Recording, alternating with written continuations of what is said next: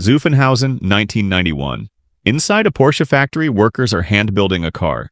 They are taking 18 days per unit. The shell is being shuttled back and forth between two German cities twice by truck. The car they're building is not a Porsche. It's a Mercedes-Benz. Mercedes, the largest, richest, most engineering-obsessed car company in Germany, had paid its biggest local rival to hand-build a Mercedes in Porsche's factory by Porsche's workers. Why? Because Mercedes had built a car so over-engineered that not even Mercedes could build one variant of it. The car was called the W124. Between 1984 and 1997, Mercedes made 2.7 million of them. It is the last car Mercedes itself officially describes as over-engineered. Past tense. So how did Mercedes spend 1980s money the way no car company would spend money today? And if the W124 was this good, why did Mercedes never build anything like it again? This is the Mercedes-Benz W124 story. By 1982, the Mercedes W123 was the most respected mid-size sedan in the world. Taxi fleets bought them by the thousand. African ministers bought them by the convoy. The diesels were still running at 500,000 kilometers on their original engines, and Mercedes was about to kill it. BMW's ES28 5 Series had figured out something Mercedes had been pretending wasn't happening. Executive buyers in 1982 wanted their car to be fun. Mercedes' answer until that point had been a polite shrug. The brief for the next car was clear. Beat BMW on the road. Beat everyone in the wind tunnel. Don't lose what made the W123 great. The man given this brief was Bruno Sacco. Sacco was Italian. He had joined Mercedes in 1958 and become head of design in 1975. He had one principle which he repeated to anyone who would listen. A Mercedes you buy new should not make the Mercedes parked next to it look obsolete. A car bought new in 1985 should still look correct in 2005. This is a deeply unfashionable principle in car design. It assumes elegance over excitement. It refuses to chase trends. And in the W124, Sacco built the most extreme test of his own theory. The W124 launched in November 1984. Drag coefficient 0.29. Better than anything in its class. Single windshield wiper on an eccentric arm that covered 86% of the glass. Multi-link rear suspension. Galvanized body panels as standard. It was not the prettiest car of the 1980s. It was deliberately understated. The point was never to look exciting. The point was to look correct for 30 years. In this respect, Sacco succeeded. The W124 still looks correct. It also still looks like a W124. Both of these are compliments. Here's what Mercedes spent money on in 1984 that no one would spend money on today. The galvanizing. Most competitors charged extra for rust proofing or didn't offer it. Mercedes did it as standard, on every panel. Asbestos-free brake pads from 1985. Mercedes phased asbestos out before regulations forced anyone else to. The multi-link rear axle. 5 separate links per wheel, each independently bushed. The BMW 5 Series of the same year had 3. Mercedes specified 5 because Sacco's brief said the car had to beat BMW on handling. It did. The hydraulic engine mounts that adjusted damping based on engine load. Self-leveling rear suspension on every estate as standard. A heater core that could be replaced in under an hour. Most cars of the era required removing the entire dashboard, a full day of labor. Every one of these decisions cost Mercedes money the accountants would have preferred to save. Every one of these decisions is the reason 40-year-old W124s are still running. And Mercedes themselves admit it. They officially describe the W124 as one of their over-engineered cars. Past tense, a retired category, which brings us back to that Zuffenhausen factory. By 1988, BMW had launched the E34 M5. AMG, the still an independent tuner, not yet part of Mercedes, was selling the W124 Hammer, a V8 converted W124, for the price of a small house. Mercedes had no factory response. Mercedes needed one. The plan was simple.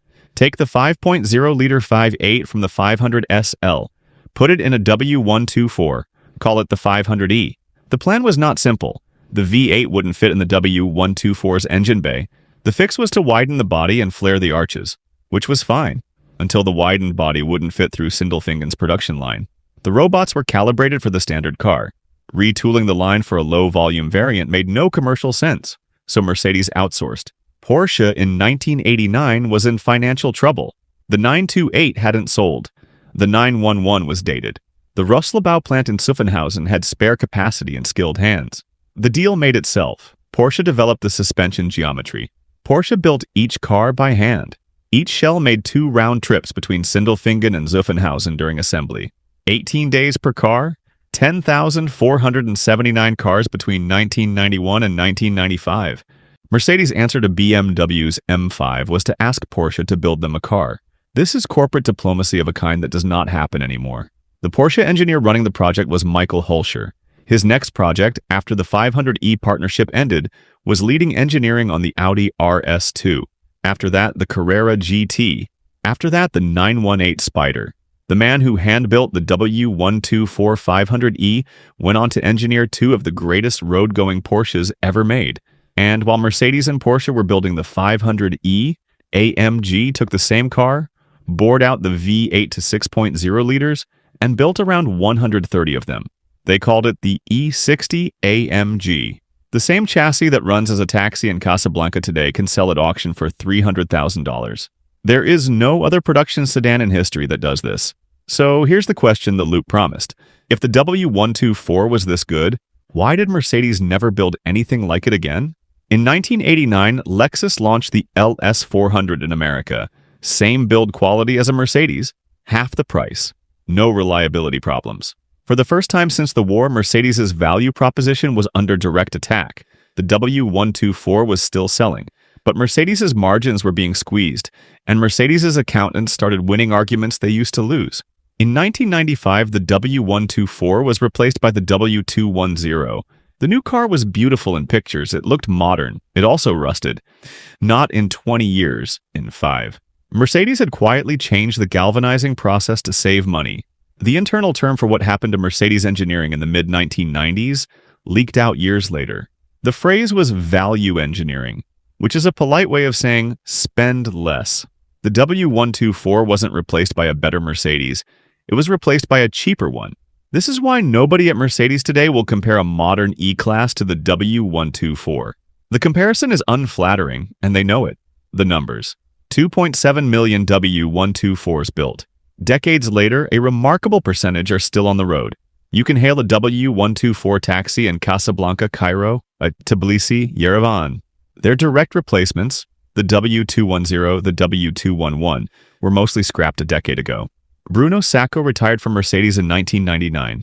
He lived until 2024, long enough to see the cars he refused to make look outdated still on the road. He outlasted 4 generations of his own successors' designs.